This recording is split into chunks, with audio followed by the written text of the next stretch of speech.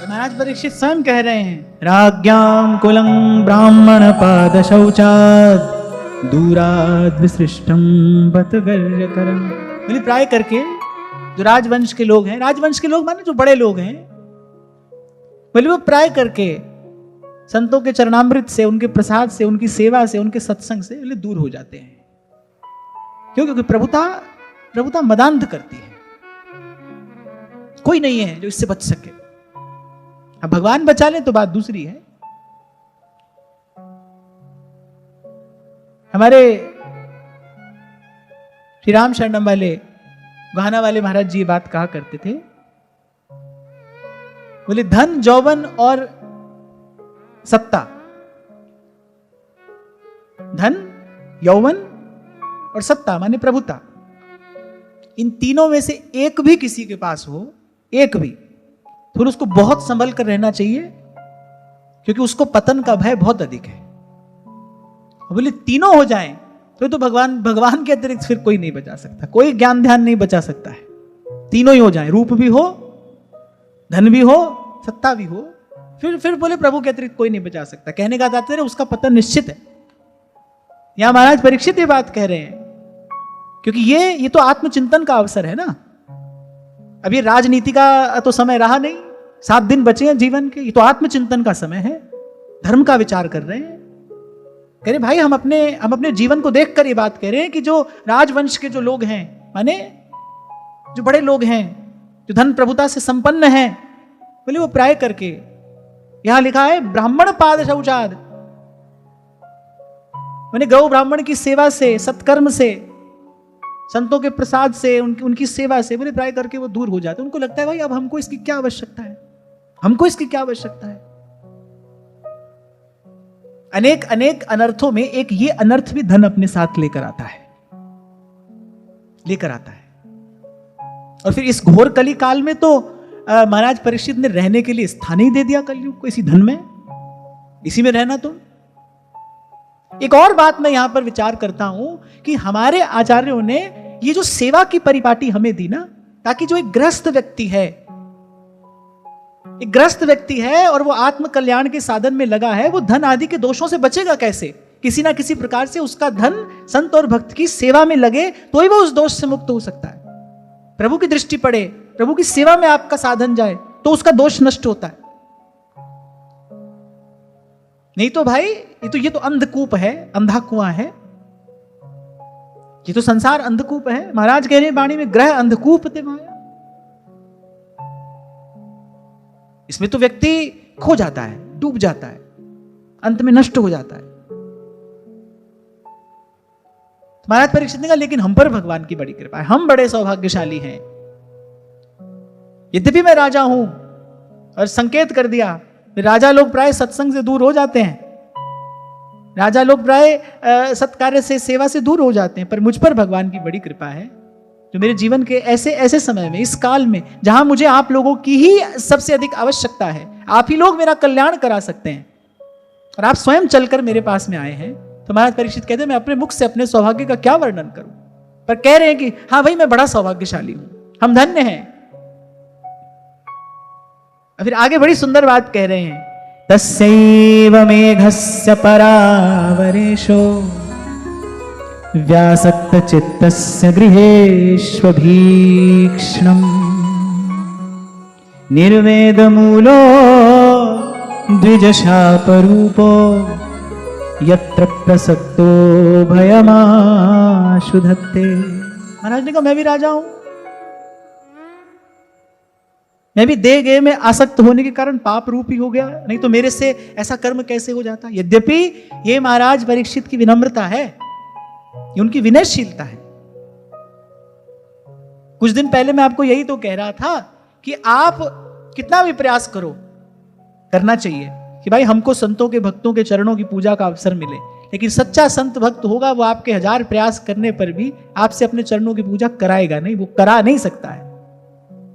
वो तो अपने आप को यही कह रहा है, मौसम कौन कुटिल खल कान। मैं तो पहले भी आपसे कहा करता था भाई, आज अगर कुछ समय से जीवन में जीवन में शुद्धता पवित्रता आ गई है, कुछ समय से मान लो हम बड़े त्याग वैराग्य से युक्त होकर भजन कर भी रहे हैं, तो इसे कोई बहुत बड़ी उपलब्धि मानने की आवश्यकता नहीं है। जन्म जन्म से जीव उन्हीं विषय वासनाओं का भोग करता हुआ यहां तक आया है, और आज भी जीवन में जो कुछ सुंदर भाव का दर्शन हो रहा है तो वो अपनी कमाई नहीं है भाई। कहो नानक सब तेरी वड्याई, कोई नाम न जाने मेरा, कोई नाम न जाने मेरा। जैसे अभी मैंने धीरज के विषय में आपसे कहा ना, ये तो भाई दैवी संपदा है, आप नहीं कमा सकते, मैं नहीं कमा सकता हूं। संत गुरुजन ये प्रसाद देते हैं, तिनते धीरज पाया, ये तो उनकी संपत्ति है। संत धीरज देता है। ऐसी कुछ है जो हम अपने प्रयास से नहीं कमा सकते, तो कृपा से मिलता है, प्रसाद है। उसके प्रति तो बस सर झुकाकर सदा कृतज्ञ रहना चाहिए, विनम्र रहना चाहिए। ये तो महाराज परीक्षित की विनयशीलता है। उनके जैसा धर्मपरायण राजा और कौन है? पर कह रहे कि नहीं भाई, हम भी ऐसे ही संसार में देह गेह में आसक्त रहने के कारण बोले हम भी पाप रूप हो गए। कह रहे बस इसी से, क्योंकि मुझ पर भगवान की अहेतु की कृपा है, संसार के उन बंधनों से मुक्त करने के लिए बोले भगवान ही श्राप के रूप में मेरे पास में आए हैं। ये होती है संत की भक्ति की दृष्टि, वो प्रभु के अतिरिक्त कुछ और देख ही नहीं रहा है। तभी तो कह रहे काको निंदू और काको बंदू दो पल्ले भारी। हमें ऐसे भी वाह वाह है, हमें वैसे भी वाह वाह है।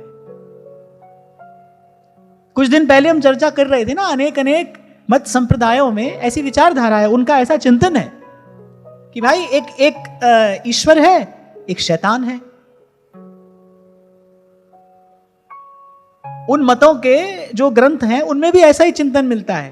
एक one is God and one is devil, एक ईश्वर है, एक शैतान है। चाहे आप कुरान बाइबल उठाकर देख लीजिए, उनका चिंतन यही है, एक अच्छा करता है, एक बुरा करता है।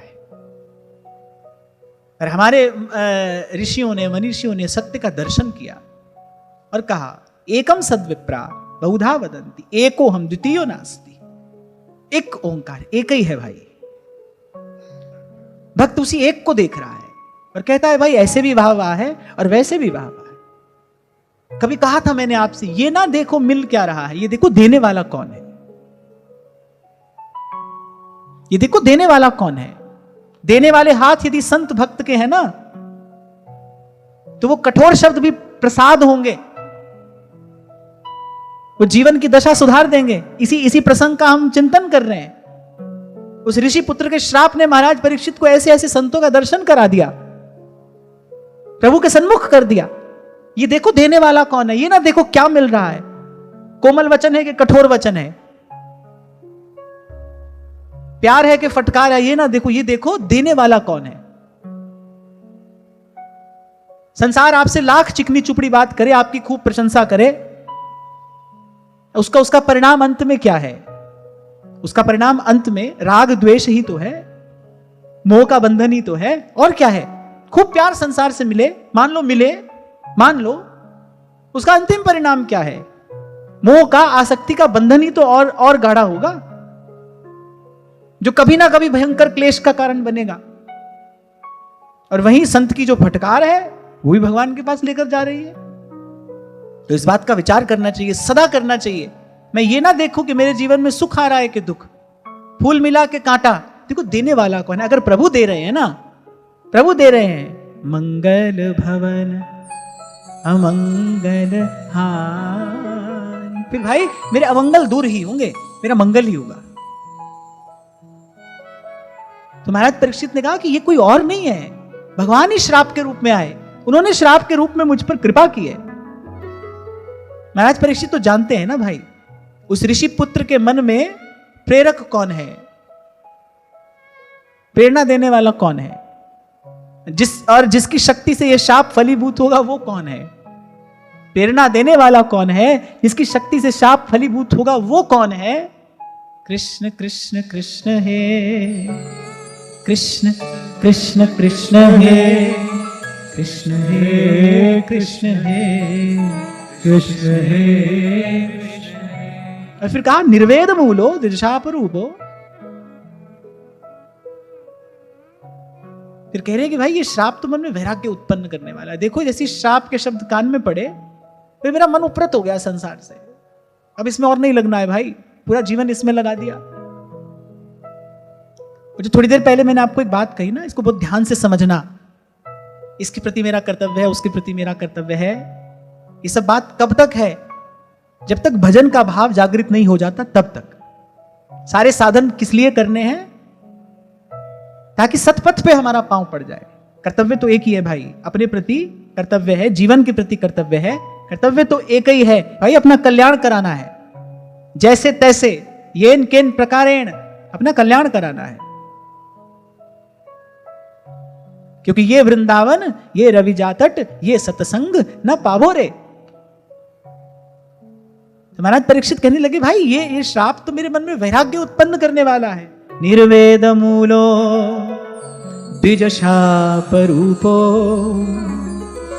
यत्र प्रसक्तो भयमाशु धत्ते। भय बिन होई न प्रीत।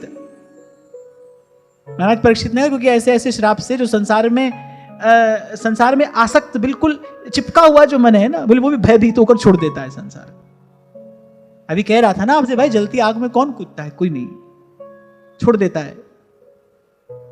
किसी को कह दिया जाए भाई 2 घंटे बाद तुम्हारी मृत्यु है, उसको दो आप 56 भोग का थाल, उसका मन करेगा खाने का? कभी नहीं करेगा, कभी नहीं करेगा। सर पर जब मृत्यु खड़ी हो, संसार का सुख भोग थोड़ी अच्छा लगता है। भले भगवान में गति ना हो, भले उसकी भगवान में गति ना हो, क्योंकि भगवान में गति तो सहज नहीं है, लेकिन एक बात पक्की है भाई, संसार भी अच्छा नहीं लगेगा, ये भी नहीं सुहाएगा। तो महाराज परीक्षित ने कहा इस रूप में तो भगवान ही आए भाई, बलिहारी इस दुख के जो पल पल नाम रटाए। तन्मोपयातं प्रतियन्तु विप्रा गंगा च देवी धृतचित्तमीश। द्विजोपसृष्टः कुहुकस्तक्षको वा दशत्वलं गायत विष्णुगाथा।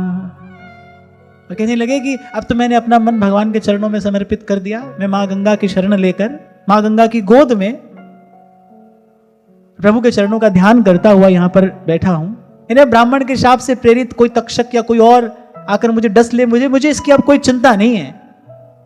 आप आ गए, आपका दर्शन हो गया, हमारा मन निश्चिंत हो गया। अब तो बस आप हम पर ये कृपा करिए।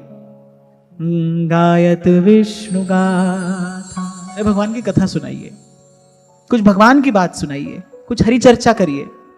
स्वागत सत्कार हो गया, सब बात हो गई। महाराज परीक्षित ने फिर विचार किया भाई थोड़ा समय है, अब इसको ऐसे औपचारिकताओं में नहीं गंवाना चाहिए, जो सार की बात है ना वो करनी चाहिए। जब हम श्री काकभुसुंडी जी और गरुड़ जी के संवाद का चिंतन यहां कर रहे थे ना, तो महादेव ने अपने मुख से बात कही। किसको कहना चाहिए सत्संग, जिसमें आदि मध्य और विश्राम में केवल भगवान की चर्चा हो, वो सत्संग है। महादेव अपने मुख से कह रहे सत्संग का स्वरूप क्या है, जिसमें आदि मध्य और विश्राम में केवल भगवान की चर्चा हो। घंटों पहले इसका स्वागत, उसका सत्कार, और जाने क्या क्या होता है देखते हैं हम। नहीं बोली, ये सत्संग का स्वरूप नहीं है। महाराज परीक्षित ने, क्योंकि शिष्टाचार है, ऐसे बड़े बड़े ऋषि मुनि महात्मा कृपा करने के लिए आए हैं, महाराज परीक्षित ने सबको प्रणाम किया, भाव से सबके चरणों का अर्चन वंदन किया। लेकिन उसके बाद कहते हैं कि अब और अधिक क्या बात कहें, आप सब जानते हैं, मैं आपसे और अधिक क्या कहूं। ये मेरे मन में कोई खेद नहीं है, मुझे किसी बात की कोई चिंता नहीं है, आप सबका मुझे दर्शन हो गया है, मेरा मन बड़ा प्रसन्न है। बोले अब कुछ सार की बात करें। दशत्वलम गायत विष्णु गाथा, फिर कोई भगवान की कथा सुनाइए, कोई भगवान की लीला सुनाइए। अब आप सब मिलकर भगवान की चर्चा करिए, क्योंकि सार की बात यही है भाई। इसलिए मैंने कहा अनेक अनेक कर्तव्यों का वर्णन शास्त्र पुराणों में मिलेगा। वो कब तक है? जब तक अपने वास्तविक कर्तव्य का बोध नहीं हो जाता तब तक। जब तक हमको अपने वास्तविक कर्तव्य का बोध नहीं हो जाता तब तक है। जैसे गोपियों ने कहा ना श्री कृष्ण से कि जो आप बात कह रहे हैं ना जगत गुरु जी, वो तो सब ठीक है, हम मानती हैं कि स्त्रियों का आचरण ऐसा होना चाहिए, कुलीन जो स्त्रियां हैं उनका आचरण ऐसा हो, ये बस सब बात ठीक है, पर ये सब बात तब तक है जब तक आपके सन्मुख कोई नहीं होता। ये बात सब तब तक है। अब हम आपके सन्मुख हो गई हैं, अब तो हमारा एक ही कर्तव्य है, मनसा वाचा कर्मणा, मन क्रम वचन तुम्हारी आशा, ऐसी भक्ति करे रह दासा। अब हमारा एक ही कर्तव्य है, हम ये जान गई हैं, प्रभु जी तुम चंदन हम पानी, प्रभु जी तुम चंदन हम पानी, जाकी अंग अंग बास समानी, जाकी अंग अंग बास समान। प्रभु जी तुम घन बन हम मोरा, प्रभु जी तुम घन बन हम मोरा, जैसे चितवत चंद चकोरा, जैसे चितवत चंद्र चकोरा। और मैं स्पष्ट करता हुआ आगे बढ़ूं, किसी के मन में कोई भ्रम उत्पन्न ना हो जाए कि संसार में जो भी हमें करना है वो माता पिता भाई बंधु होकर करने के स्थान पर हम प्रभु का सेवक होकर भी तो कर सकते हैं। आपको अपने बच्चों का पोषण करना है तो बाप बनकर करने की आवश्यकता नहीं है, प्रभु का सेवक होकर भी आप वो कार्य कर सकते हैं। संत यही सिखा रहे हैं, मैं सेवक सचराचर रूप राशि भगवन। क्योंकि तुम अपने आप को बाप समझोगे, ये भी भ्रम है, बाप तो एक ही है। तुम अपने आप को मां समझो तो भी भ्रम है, मां भी एक ही है। जितने सब नाते हैं वस्तुतः उनका निर्वाह करने वाला तो एक ही है। क्योंकि बाप अपने आप को बाप समझे तो क्या बाप की आंखों के आगे से काल कभी कभी बच्चे को उठाकर ले नहीं जाता? कर सकता है बाप रक्षा?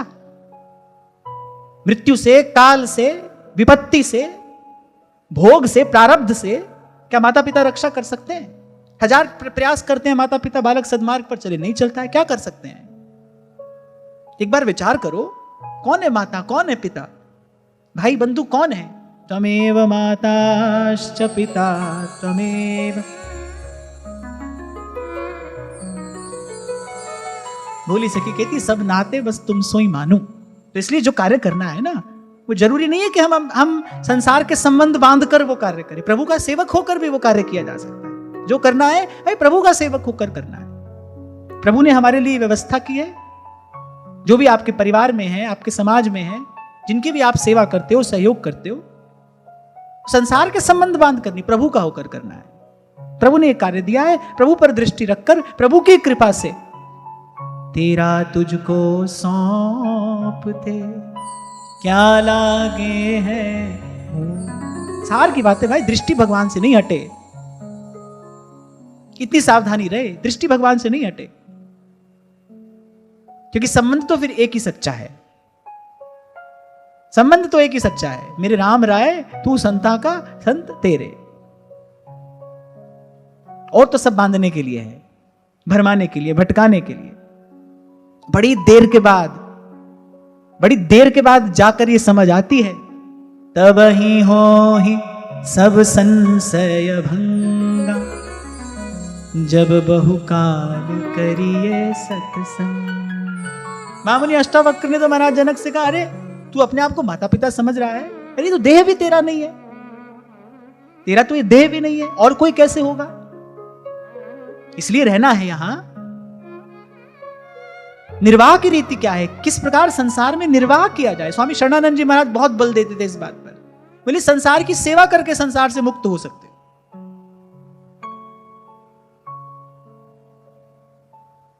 बार बार स्वामी जी यही बात कहते थे। बोले संसार से मुक्त होने का कोई उपाय नहीं है।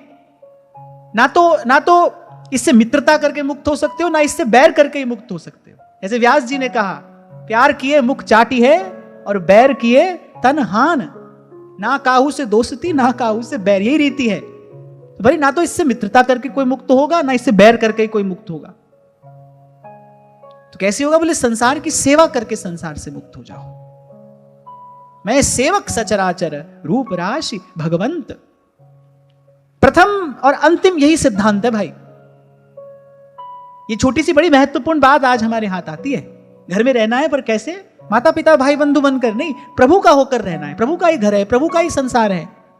ये सारी फुलवारी प्रभु की है। मेरी जहां तक सामर्थ्य होगी मैं इसकी सेवा करूंगा, और मुझे किसी से उत्तर नहीं चाहिए। मैं यहां जिस की सेवा कर रहा हूं और करूंगा, मुझे किसी से उत्तर नहीं चाहिए। क्यों? क्योंकि मैं तो प्रभु का कार्य कर रहा हूं, और प्रभु के कार्य को सेवा कहते हैं। और सेवा का कोई फल नहीं होता। सेवा के उत्तर में तो क्या मिलता है? प्रसाद मिलता है। प्रभु प्रसाद देंगे, प्रभु प्रसन्न रहें। तुलसी बाबा कहते हैं, जी ही विधि प्रभु प्रसन्न मन हो, करुणा सागर कीजिए सो। क्योंकि जहां पर कृपा राम की हुई, तहां पर कृपा करे सब कोई। इस पर प्रभु प्रसन्न है, उस पर ये सारा अस्तित्व प्रसन्न है। जी विधि प्रभु प्रसन्न मन हुई। तो मैं तो जो कर रहा हूं भाई प्रभु की प्रसन्नता के लिए कर रहा हूं। मुझे यहां से कोई उत्तर नहीं चाहिए।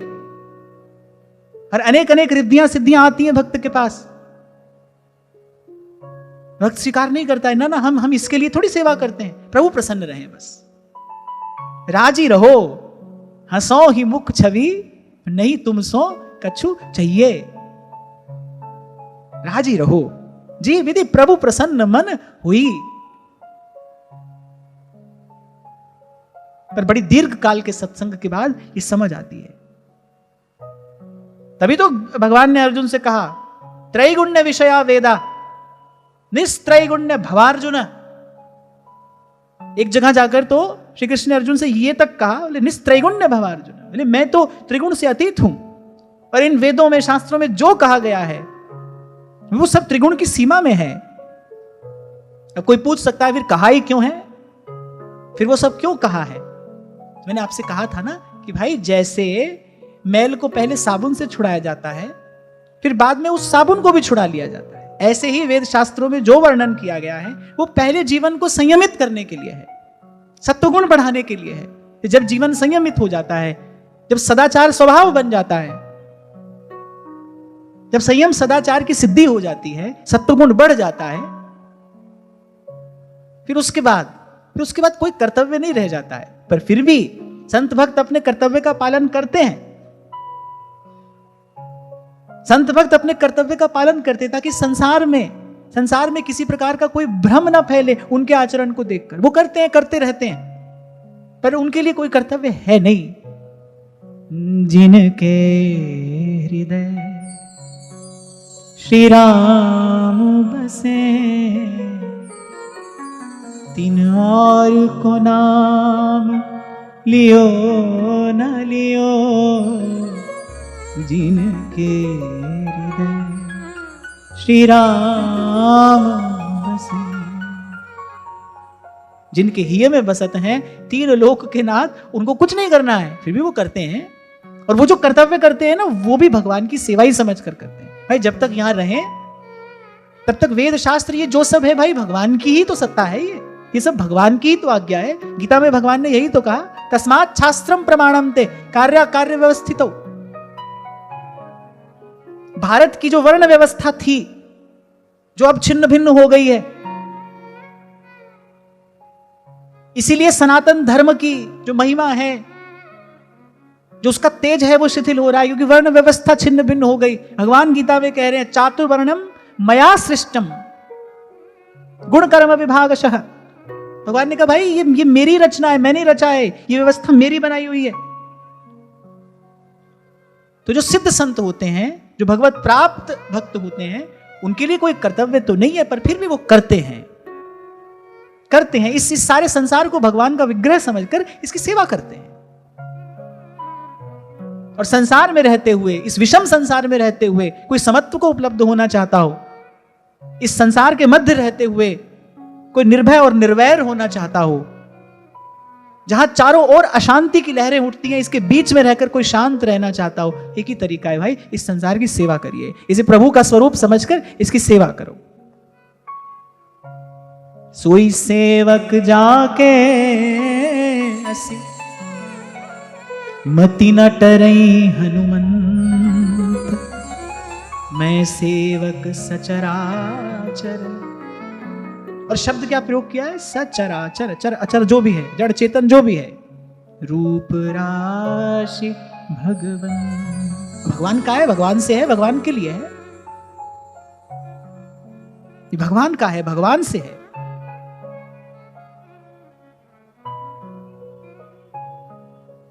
शांत रहना है, निर्भय रहना है, यही तरीका है। सेवा करो और सचराचर, चर अचर की सेवा।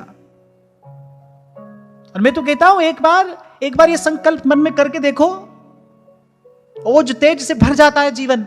जब कोई सेवा का संकल्प करता है, उसका जीवन ओज तेज से भर जाता है। कितने कितने संतों के मुख से मैंने सुना, जिन जिन संतों ने महत् कार्य किए, श्रेष्ठतम कार्य किए, पर उनका अनुभव तो यही कहता है, भाई हमें नहीं पता कैसे हो गया, हमारे द्वारा ये कार्य कैसे हो गया, प्रभु ने करा लिया। आप निमित्त बनो तो सही, हाँ इच्छा आपको करनी पड़ेगी।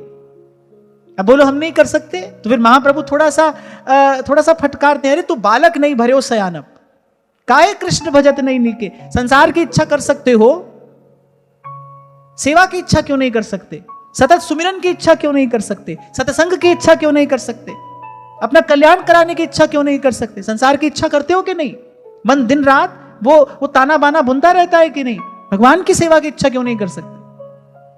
मेरी एक एक श्वास सुमिरन में लगे, ये संकल्प क्यों नहीं कर सकते? मेरी सारी शक्ति, मेरा ओज तेज संसार की सेवा में लगे, ये क्यों नहीं कर सकते? कर सकते हो। तू बालक नहीं भरे हो सयानप, कह रहे काहे कृष्ण भजत नहीं नीके। और इसी को कहते हैं नीके। सुंदर रीति से भगवान का भजन करना, केवल मंदिर में बैठकर भगवान की सेवा करना, यह भजन की नीकी रीत नहीं है। मैं सेवक सचराचर रूप राशि भगवंत, यही भजन की नीकी रीति है। यही है नीके प्रकार से भगवान को भजना, भली प्रकार से भगवान का भजन करना। कोई कोर कसर न रह जाए भजन में। कोई भी कार्य हम कहते हैं ना भाई अच्छे से कर लिया, माने कोई कमी तो नहीं रह गई। महाप्रभु कह रहे काहे कृष्ण भजत नहीं नीके। ये जो नीके शब्द लगा दिया ना महाप्रभु जी ने, ये कहने के लिए भाई अच्छी प्रकार से भजन क्यों नहीं कर सकते, भली प्रकार से, सुरीति से, सुंदर रीति से। तो नीके भजन करना क्या है कि खाली मंदिर में नहीं हो रहा है हमारा भजन। हमारी सेवा हमारे मंदिर तक ही सीमित नहीं है, क्योंकि भगवान मंदिर तक सीमित नहीं है। और केवल मंदिर में भगवान को भगवान मानने वाला, केवल मंदिर में ही भगवान की सत्ता का अनुभव दर्शन करने वाला, भगवान ने एकादश स्कंद में कहा बोले वो तो मूढ़ है, तो निराज्ञानी है, वो मुझे जानता ही नहीं। क्योंकि जो भगवान को जान लेगा वो तो भाई किसी से बैर नहीं कर सकता। अब हो कासों बैर करूं, वो तो नहीं कर सकता।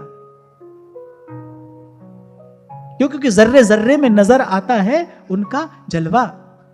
एक और बात, अगर वो है तो फिर वो ऐसा ही है, और है और नहीं के बीच में कुछ नहीं होता है भाई। तो यदि प्रभु हैं फिर तो वो ऐसे ही है भाई। कुछ दिन पहले आपसे कह रहा था ना, क्यों भगवान का भक्त नहीं स्वीकार कर सकता है अपनी पूजा? भगवान के होते, भगवान के विराजमान होते, प्रभु के हाजिर होते कोई अपनी पूजा कैसे करा लेगा भाई? और भगवान तो हरि व्यापक सर्वत्र समाना, भक्त की दृष्टि तो देखती है सदा भगवान को। तभी तो कोई भक्त कहता है ना मैं देखूं और को ना तो है देख, इसकी दृष्टि स्थिर हो गई भगवान पर। अभी हम जिस बात की चर्चा कर रहे थे ना, संत मिलते हैं मन को आधार देते हैं, ऐसा आधार जो स्थिर है। संसार तो पल पल बदल रहा है, संत मन को सदा स्थिर रहने वाला आधार देते हैं। सदा स्थिर रहने वाली वस्तु है कौन सी? प्रभु ही तो है। प्रभु का नाम है, प्रभु का रूप है, भगवान की कथा है, भगवान का धाम है। भगवान का नाम रूप लीला धाम ही तो है जो सदा स्थिर है, आज भी है और सदा रहेगा। हरि का ही बोलबाला अपना हरि है हजार हाथ वाला, वो दीन दयाला हरि है हजार हाथ वाला। वही तो है, आज भी है और सदा रहेगा, था है और रहेगा, जिसमें कोई परिवर्तन नहीं होता, कोई भी नहीं। ऐसा आधार जब मन को मिलता है, मैंने जब दृष्टि सतत भगवान पर रहती, इसलिए मैंने कहा माता पिता भाई बंधु होकर रहोगे तो कभी जीवन राग द्वेष से मुक्त नहीं होगा। रहना तो है भाई यहीं पर, यहां से बचकर कहीं जा भी नहीं सकते। एक तो समय था जब वन होते थे, कोई वन में जाकर भजन करता था, अब तो बने ही नहीं रहे। अब जंगल ही नहीं है भाई, जंगल में जाकर कोई रहेगा कैसे? पहले जंगलों में साधु सन्यासी रहते थे, अब तो चोर लुटेरे रहते हैं। जो थोड़े बहुत जंगल बचे भी हैं वहां चोर लुटेरे हैं, तो जा ही नहीं सकते, अब तो घर में ही रहना है। दिल्ली बंबई छोड़ के कोई वृंदावन भी आ जाए तो भी रहता तो भाई घर में ही है। मैं तो आज भी किसी से यही कह रहा था, भाई छोटी से लेकर बड़ी हर वस्तु की तो आवश्यकता है हमको, क्या नहीं चाहिए बताओ? कौन कह सकता है नहीं भाई हमको अब कुछ नहीं चाहिए? झूठ बोलता है। आज के इस युग में कोई नहीं कह सकता ये बात, कोई भी नहीं कह सकता। एक बार मुझे अवसर मिला वहां बद्रीनाथ जाने का। शाम को कथा होती थी, दिन में हम लोग निकल जाते थे कि चलो भाई आसपास जो साधु संत उनका दर्शन करें। अब जाकर वहां उनकी कुटिया में देख रहे हैं तो भाई पानी गर्म करने का हीटर भी लगा है, सब व्यवस्था है। तो मैंने कहा भाई कहीं तक भी चले जाओ, सब तो चाहिए, छोटी बड़ी हर वस्तु चाहिए।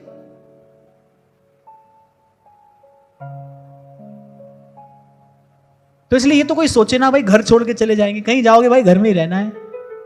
कोई कह दे हमने तो छोड़ दिया संसार, संसार में ही हो भाई, रहना तो है यहां। पर संत बताए भाई कैसे रहें, कैसे इसमें रहते हुए इससे मुक्त हो जाएं। इसलिए कहा भाई संसार के संबंधों का बंधन मानकर तो नहीं रहना है। प्रभु का विधान है, प्रभु की इच्छा है कि मैं घर में रहूं, ये कुछ जन है जो मेरे आसपास है, मैं इनकी सेवा करूं, इनका सहयोग करूं, ये प्रभु की इच्छा है। प्रभु की इच्छा मानकर ये कार्य करना है। और अपने जीवन में हम देखते ही हैं भाई, अपने लिए बनाओ तो खाना है, भोजन है, कौन बड़ी बात है? पशु भी अपनी व्यवस्था कर रहा है।